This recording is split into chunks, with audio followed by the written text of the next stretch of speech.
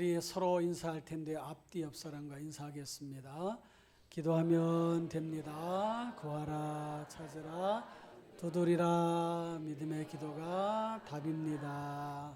아멘. 믿음의 기도가 답입니다. 기도하면 응답해 주십니다. 할렐루야. 오늘 말씀 제목은 우리는 믿음, 소망, 사랑으로 삽니다. 이런 제목으로 말씀을 함께 보려고 합니다. 지난주 뉴스에 이런 뉴스가 나왔어요. 종로 이가에 탑골 공원이 있는데 거기에 관할구청에서 일체의 주변에서 오락 행위를 금한다. 술 먹는 것도 안 되고 고성방가를 해도 안 되고 특히나 어르신들 바둑 장기도도 안 됩니다. 하도 바둑 장기 두면서 싸우기도 하고 내기도 바둑도 하고 막 그러기도 하고 술 드시고 막 또 어르신들만 그런 게 아니라 젊은 사람도 와서 또 그렇게 하니까 그러니까 문화재가 있는 곳인데 외국 사람들도 많이 오고 하니까 이렇게 별로 이렇게 좋지 않다 해서 그렇게 단속을 한 것 같아요. 그러니까 여러 가지 이제 이야기들이 나오는데 어르신들이 놀 수 있는 공간이 사라져서 서운하다 그런 얘기도 있고 굳이 그렇게까지 해야 되냐 대체 공간이라도 마련해주고 그러지 않느냐 뭐 여러 가지 이야기를 합니다. 어떤 분은 사는 낚시 없어졌다 그런 얘기까지 하는 분도 있어요. 나이 드신 분들이 이제 소일거리 하면서 바둑도 두고 장기도 두고 이제 그러면서 하루를 보내는데 그 공간이 사라지니까 갑자기 이제 허전할 수 있겠죠. 그래서 야 사는 낚시 없어졌다 이제 이렇게 이야기를 하는 건데요. 여러분들은 무슨 낙으로 사셔요? 궁금하네. 무슨 낙으로 사셔? 예? 찬양돼서 뭐 좀 얘기할 것 같은데 무슨 낙으로 사셔요? 교회 오는 낙? 아유, 그래 아주 모범 답안을 하셨어요. 교회 오는 낙으로 사시고 예배하는 낙으로 사시고 기도하는 낙으로 사시기를 바랍니다. 말만 그렇게 하지 말고. 어떤 분은 손주 보는 낙으로 삽니다. 뭐 별별 삶의 형태가 다양하니까요. 우리는 무엇으로 사는가? 이런 질문은 뭐 철학자들만 다루는 주제는 아니에요. 일반인들도 이런 질문에 익숙하잖아요. 우리는 무엇으로 사는가? 한번 생각을 해보면 좋겠어요. 우리는 무엇으로 살지? 무엇으로 사나? 돈으로 살지 뭘로 살아? 이럴 수도 있겠고. 건강해야 살아가니까 건강을 유지하면서 그러면서 이 육신의 힘으로 살지. 아니야. 정신력이 중요해. 정신력으로 살지. 뭐 여러 가지 이야기가 있을 수 있겠는데 사실 딱히 정답이 없을 수도 있지만 저는 이렇게 말씀을 드리고 싶어요. 사람이 무엇으로 사는가? 자신의 존재 가치를 느끼며 살아가는 것이다. 존재 가치를 느끼며 자신의 존재 가치를 알고 그 존재 가치 때문에 살아간다 그 말이에요. 다시 좀 더 설명을 붙이자면 나는 소중한 사람이야. 나는 괜찮은 사람이야. 나는 귀한 사람이야. 나는 살아갈 가치가 있는 사람이야. 그게 존재 가치예요. 존재 가치. 그런데 사람들이 삶의 자리가 어렵고 힘들고 환경이 좀 괴로운 환경이 펼쳐지고 벌어지고 그러면 낙심하잖아요. 절망하잖아요. 그리고 괴로워하잖아요. 그러면서 이렇게 생각하는 거예요. 살 이유가 없다. 힘든데 살 이유가 없어. 이렇게까지 극단적으로 생각하는 그런 경우도 있습니다.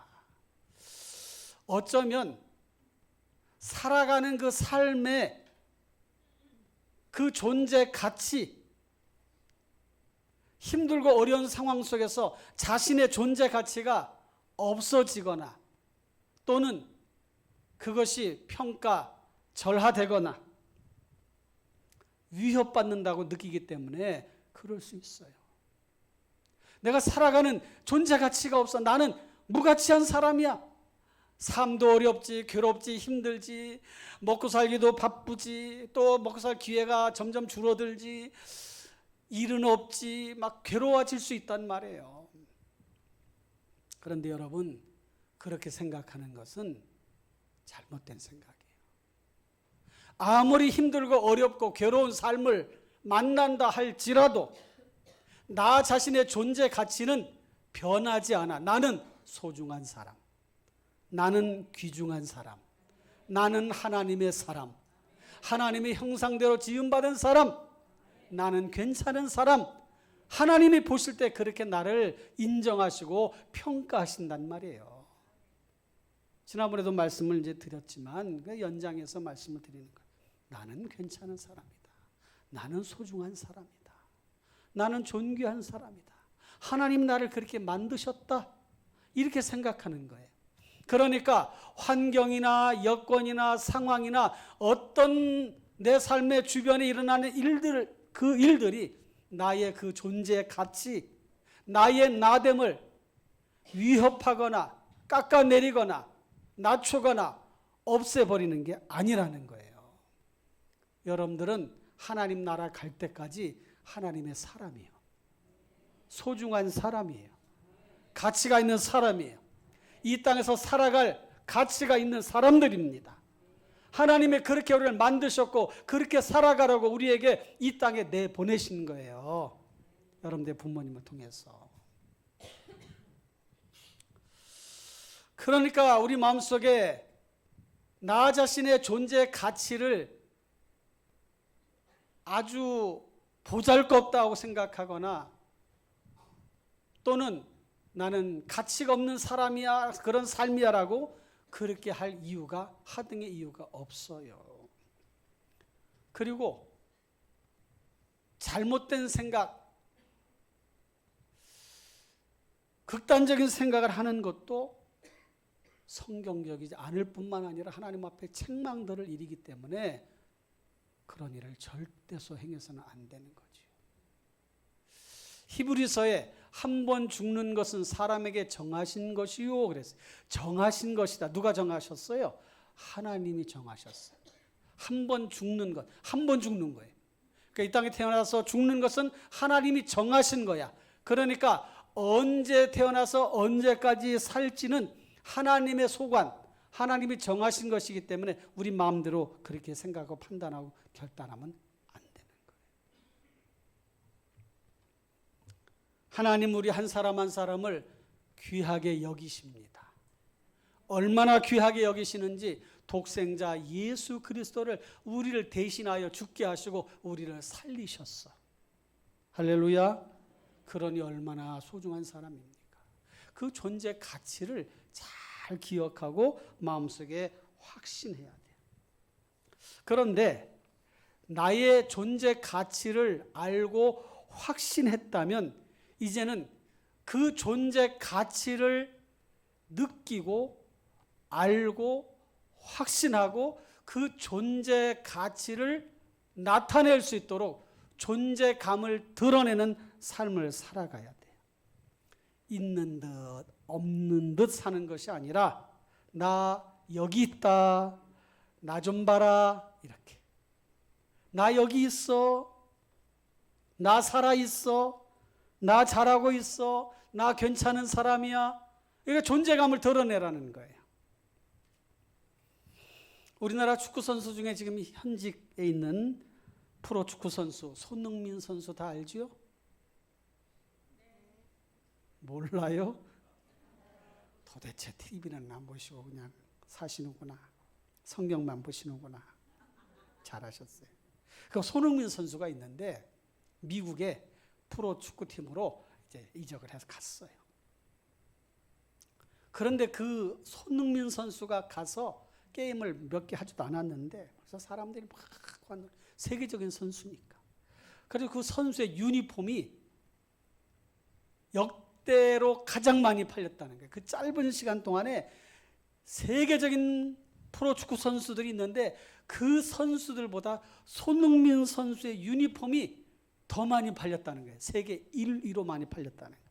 그래서 한 분기에만 매출이 얼마큼 팔렸냐? 1,600억인가? 1,100억인가? 600억인가? 제가 정확하게 기억을 못하는데 하여간 1,000억이 넘어 1,100억인가? 어마어마한, 놀라지도 않아 사람들. 유니폼 한 장이 얼마나 되겠어요? 뭐 좀 비싸봐야 뭐 얼마나 되겠어요? 그런데 그게 1,000억이 넘게 팔렸다. 엄청난 숫자. 그 손흥민 선수가 가는 곳마다 사람들이 알아보고서 막 사인해달라고 그래요. 여러분 손흥민 선수 사인 받으신 분 있어? 한 분도 없으시네. 저도 못 받았어요. 만날 기회가 없어. 만나도 사인해달라고 하지도 않겠지만 사인 있으면 뭐하고 없으면 뭐 어때. 어쨌든 그것도 좋아하는 사람 막 사인 받다. 그만큼 이 선수의 존재감이 큰 거지요. 그러니까 사람들이 막 화내서 야, 축구 잘하는 세계적인 선수가 우리 동네에 왔다, 우리나라에 왔다, 우리 지역에 왔다. LA가 막 들썩들썩한데 들썩들썩.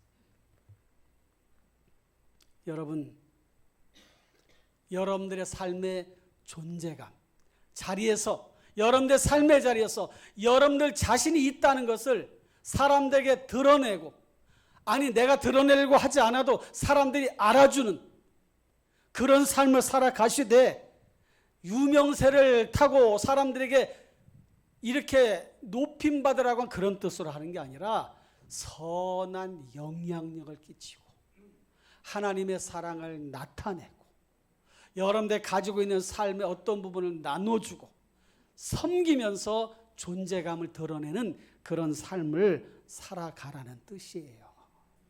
아셨죠? 그렇게 살아갑시다. 나 여기 살아있다. 내가 지금 이렇게 하고 있다. 내가 당신을 위해서 기도하고 있다. 내가 당신을 위해서 준비한 것이 있다. 내가 당신을 위해서 이런 사랑을 실천하려고 한다. 내가 이런 사랑을 드러내려고 한다. 내가 이것을 당신에게 주려고 한다. 이런 삶을 통해서 존재감을 드러내자는 거예요. 고린도전서 13장 1절 2절 말씀 다 같이 읽어볼까요? 시작. 내가 사람의 방언과 천사의 말을 할지라도 사랑이 없으면 소리나는 구리와 울리는 꽹과리가 되고, 그 다음 내가 예언하는 능력에서 모든 비밀과 모든 지식을 알고 또 산을 옮길 만한 모든 일이 있을지라도 사랑이 없으면 내가 아무것도 아니요. 오, 이거 보세요. 예언하는 능력, 막 예언을 해.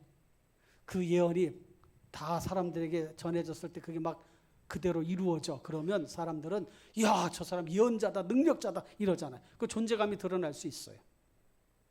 또한 모든 비밀, 모든 지식을 알고 있어. 산을 옮길 만한 믿음이 있어. 그러면 그로 인해서 존재감이 얼마나 커지겠습니까? 그런데 사랑이 없으면 내가 아무것도 아니라는 거예요.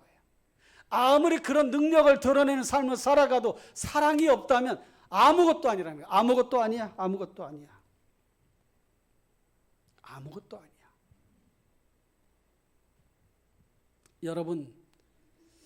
여러분들은 어떤 것으로 존재감을 드러내며 살아가려고 하십니까? 사랑이 없으면 아무것도 아니다. 하나님이 주신 그 사랑을 여러분들의 삶의 자리에 드러내고 그것을 표현하고 그렇게 실천해가는 그런 우리 성도님들이 됩시다. 지금도 잘하고 있죠? 대답이 빨리 안 나오신 분은 지금 생각하고 있는 거예요. 내가 잘하고 있나? 여러분 잘하고 있어요. 할렐루야. 여러분들 잘하고 있습니다. 우리가 사랑을 실천하려고 힘쓰고 애쓰고 그러잖아요. 다시 처음 질문으로 돌아가서 우리는 무엇으로 사는가? 오늘 설교 제목에 답이 있어요. 우리는 무엇으로 삽니까? 빨리 읽어주셔. 믿음, 소망, 사랑으로 삽니다. 할렐루야. 우리는 무엇으로 사는가? 믿음, 소망, 사랑으로 삽니다. 그런데 오늘 본문 말씀 중에 데살로니가 교회는 이 세 가지가 다 있었던 교회예요. 뿐만 아니라 그 믿음의 역사가 있었고, 사랑의 수고가 있었고, 소망의 인내가 있었던 교회입니다. 그렇다고 해서 완벽한 교회는 아니었어요. 완벽한 교회는 아니었지만 믿음, 소망, 사랑이 있었어. 믿음의 역사, 사랑의 수고, 소망의 인내가 있었던 교회. 이걸 하나씩 살펴보십시다. 첫째, 믿음이에요. 믿음. 여러분, 믿음은 지키는 것이다 라고 하는 말을 많이 들어보았을 거예요. 어때요? 그런 말 들어보셨죠? 왜 한 사람밖에 대답을 안 하는 것인가? 제가 설교도 했는데 설교를 이렇게 듣고 이렇게 빠져서 나가셔서 그런가? 믿음은 지키는 것이다 라고 하는 말 들어보신 적 있으시죠? 네, 빨리빨리 대답하시오. 답답해. 그래요. 믿음은 지키는 것이야. 그런데 오늘은 이런 관점에서 말씀을 드리려고 해요. 믿음은 쓰는 것이다. 뭐다고요? 믿음은 쓰는 것이. 당연히 믿음은 지키는 거야. 그래야 내 안에 믿음이 있어야 돼. 그런데 그 가지고만 있으면 뭐합니까? 그 믿음을 사용해야지. 그러니까 믿음은 쓰는 거예요. 쓰는 거. 할렐루야. 그러니까 오늘 말씀을 통해서 믿음은 쓰는 것이구나, 이런 관점에서 말씀을 보시기를 바라요. 그러면 그 믿음을 어디에 써야 할까? 써야 할 곳이 많아요. 아플 때, 괴로울 때, 힘들 때, 환난이 닥칠 때, 슬픈 일이 생겼을 때, 무엇을 해야 할 때, 담대함이 필요할 때, 하나님께 무엇을 구할 때, 하나님을 만나고자 할 때, 하나님을 기쁘시게 하고자 할 때에 믿음을 쓰는 거예요. 할렐루야. 그래서 여러분들 믿음을 쓰고 있잖아 지금, 그죠? 믿음을 쓰고 있는 거예요. 데살로니가 교회가 그런 교회였어요.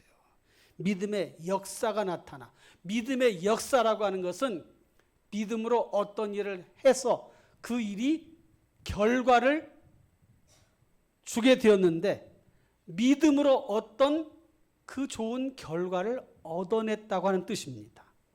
믿음의 역사, 그 우리가 말하는 히스토리, 역사를 말하는 게 아니라 믿음으로 어떤 행동, 행함. 데살로니가 교회 성도들이 그걸 잘 사용했는데, 데살로니가 교회는 야손이라고 하는 사람에 의해서 그의 집에서 몇 번 모이면서 그래서 태동한 교회가 데살로니가 교회예요. 사도행전 17장에 보면 이 야손에 대한 이야기가 나오는데, 거기에서 많은 사람들이 모였다가 유대인들로 인해서 핍박받는 그런 상황이 벌어져서 야손이 잡혀갔는데 보석금을 내고 풀려나는 일이 있었습니다. 그게 성경에 기록되어져 있어요. 이 야손으로부터 시작된 이 데살로니가 교회, 그의 집에서 모임이 시작이 됐어. 그러니까 그 당시에 신앙의 삶이라는 게 이게 쉽지가 않은 거예요.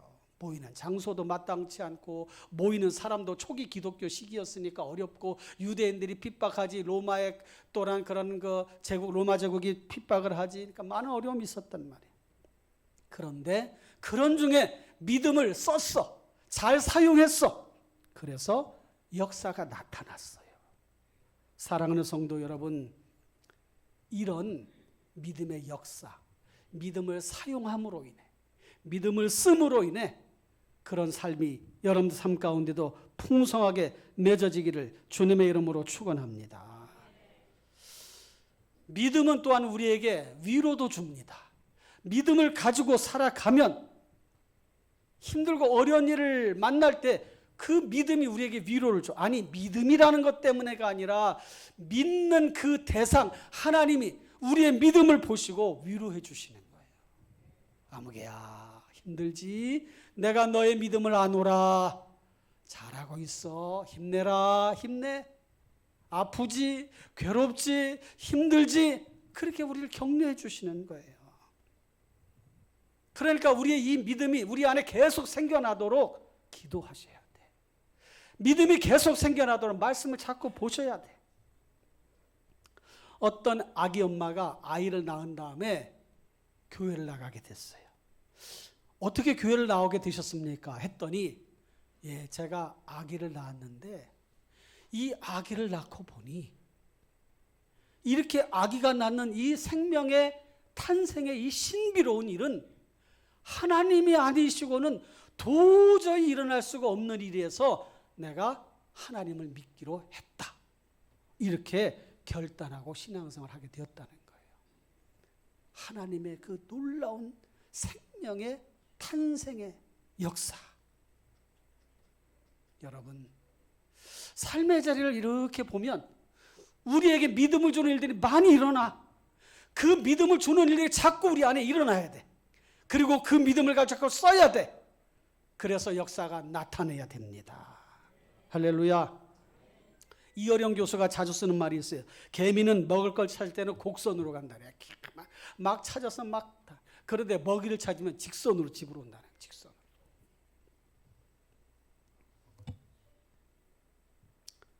돌아갈 집이 있다는 거예요. 먹이를 가지고 개미가. 우리는 어떤가? 인생을 막 방황하면서 어디로 가야 될지 모르면서 막 방황하는. 돌아갈 집이 있어요. 돌아갈 집.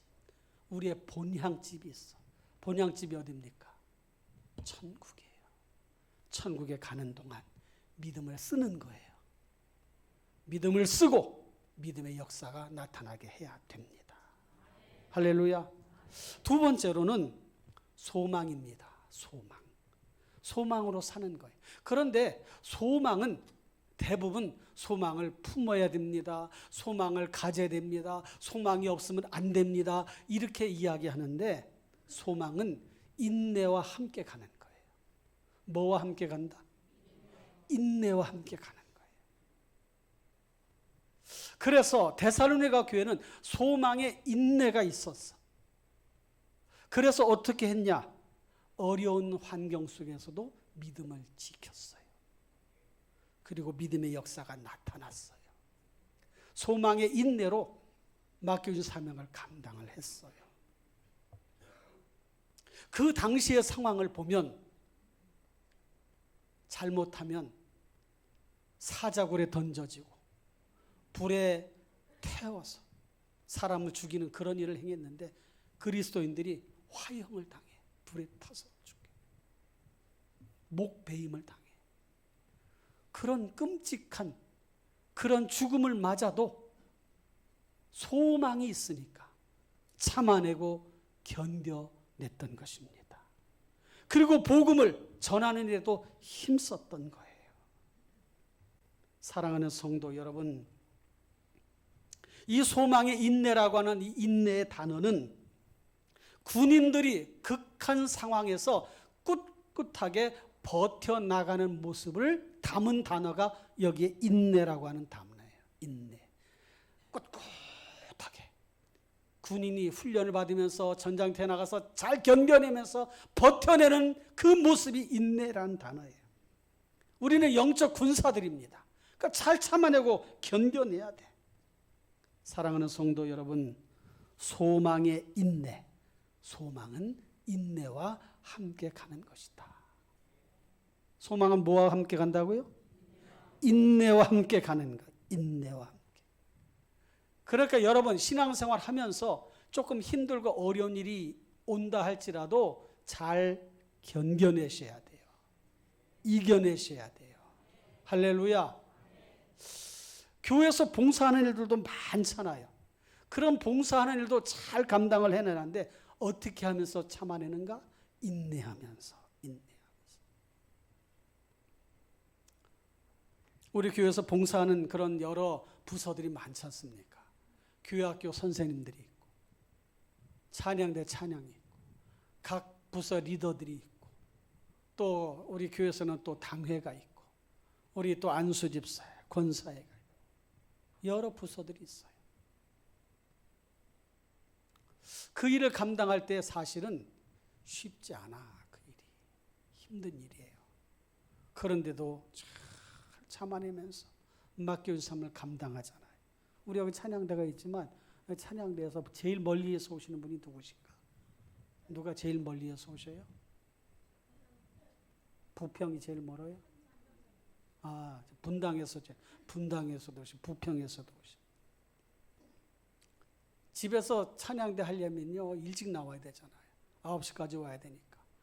집에서 보통 1시간 거리면 8시에 나와야 돼. 8시에 나오면 7시쯤 일어나야 되죠. 일부 찬양대는 6시에 나온다. 의정부에 사는 우리 일부 찬양대는 6시에 일어난대. 그 7시에 집에서 출발해서 그 8시까지 오는 거예요. 그러면서도 그 사명을 감당하라는 거예요. 왜? 하나님이 주신 사명이니까. 감사함으로 받고 잘 견뎌내면서 그러면서 감당하잖아요. 할렐루야. 그 하나님이 그 모습을 기뻐하시겠어요? 안 기뻐하시겠어요? 물어보나만 하지 뭐. 하나님 얼마나 기뻐하시겠어요? 그래, 내가 너의 수고를 한다. 너의 인내하며 그 신앙을 지켜가는 그 모습을 내가 잘 안다. 복음주의자 짐 윌리스가 이런 말을 했습니다. 그리스도의 세상을 바꾸는 7가지 방법이라고 하는 그런 책에서 그런 내용을. 용납할 수 없는 것은 더 이상 용납하지 말아라. 가능하다고 믿는다면 변화시켜라. 그리고 언제나 희망을 선택하라. 그 말이 참 멋있는 것 같아요. 언제나 희망을 선택하라. 안 되는 거 생각하지 말고, 잘못되는 거 생각하지 말고, 실패를 두려워하지 말고 언제나 희망을 선택하라. 희망, 소망, 된다, 될 수 있다. 하나님 나라 갈 때까지 이것을 잘 감당해 나가자. 할렐루야. 세 번째로는 사랑입니다. 사랑은 수고가 뒤따르는 거예요. 믿음은 쓰는 것이고, 소망은 인내와 함께 가는 것이고, 사랑은 수고가 따르는 거예요. 수고로운 삶이 사랑이라고 하는 단어 속에 담겨져 있어요. 데살로니가 교회가 그 사랑의 수고가 있었어. 헌신적인 삶이 있었던 거예요. 특히나 그 당시에 지금으로부터 한 2000년쯤 전이니까 모든 환경이 여의치가 않아. 의술이라든지 이런 것들도 이게 현대 의술이 아니에요. 그러니까 병자들도 많고 또 그 당시에 이런 재물 이런 게 풍성하지가 않아. 산업화 이후에 생산물이 많아지고 그래서 지금 그래도 우리가 먹고 사는 게 풍성하고 나라마다 차이는 있지만 그렇잖아요. 그러니까 산업화 되기 전에는 그냥 그대로 농사 지어서 과수나무 심어서 곡식 이렇게 해서 걷어서 가축들 길러서 그렇게 살아가는 거야. 그러니까 먹고 사는 게 쉽지가 않아요. 쉽지가 않아. 그러니까 병자들도 많았고 가난한 사람도 많았고 힘든 사람도 많았어. 그런데 데살로니가 성도들 자신들도 힘들었지만 그런 중에서 어려운 사람을 돕고 힘든 사람을 돕는 그런 일을 행했던 거지요. 그 사랑의 수고가 있었어요. 성도는 무엇으로 삽니까? 사랑의 수고로 사는 거예요. 사랑의 수고. 사랑이 있으면 살아갑니다.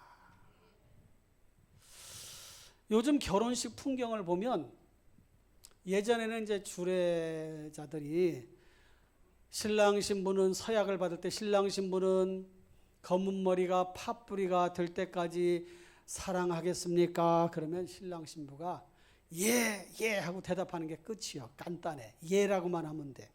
근데 요즘은 자기들끼리 서약서를 만들어가지고 그렇게 하더라고.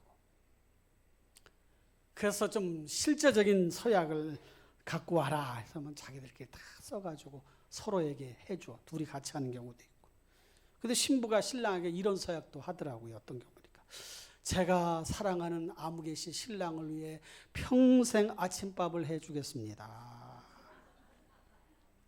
지키지 못할 건 하지도 말어. 그러던 것이 요즘은 바뀌었어. 이 사람이 평생 밥을 챙겨 먹도록 하겠습니다. 밥 안 해주겠다는 거예요. 바가지는 안 긁으면 다행이에요.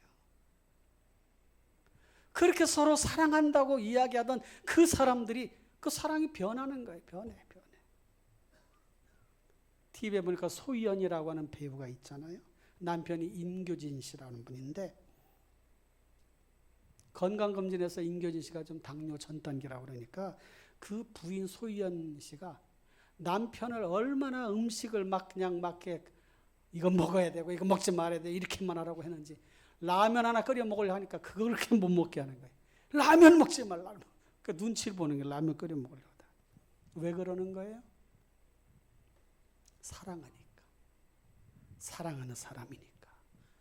조금이라도 건강하게 같이 행복하게 삽시다. 그러는 거 아니겠어요?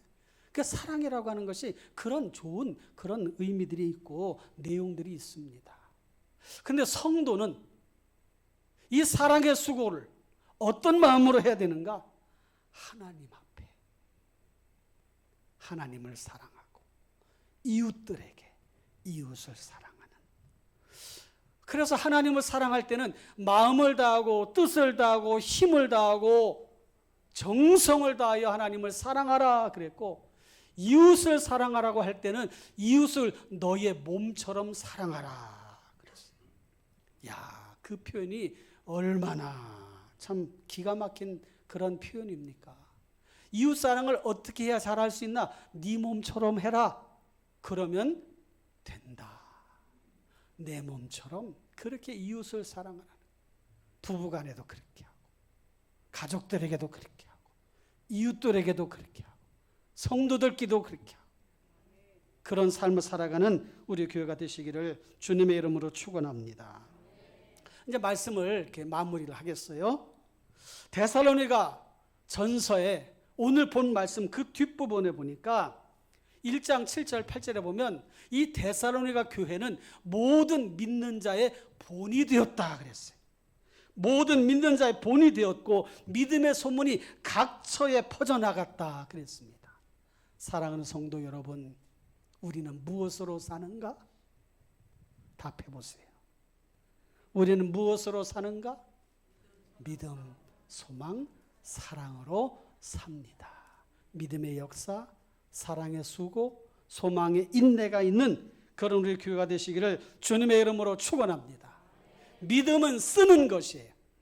소망은 인내와 함께 가는 거예요. 사랑은 수고가 뒤따라야 되는 것입니다. 할렐루야.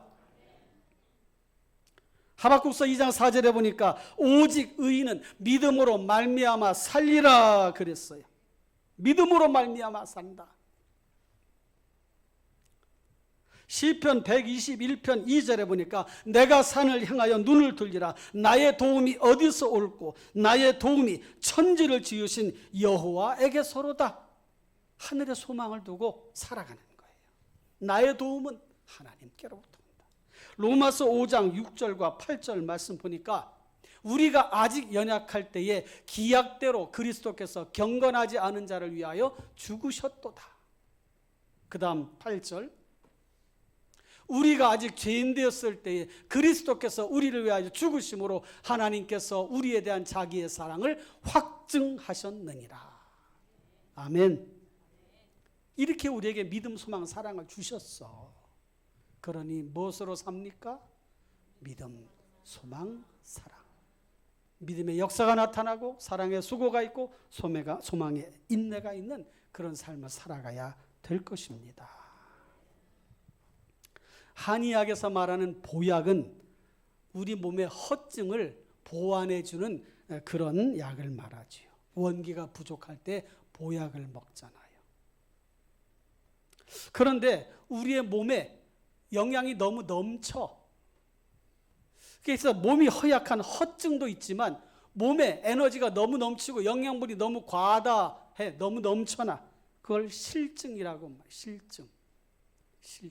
허증과 실증이. 허증은 보약. 근데 실증은 사약으로 다스린다고 그래요. 그 사약은 죽는 사약 말고 몸을 다스리는. 그렇게 균형이 있어야 되는 거죠. 우리의 몸의 균형.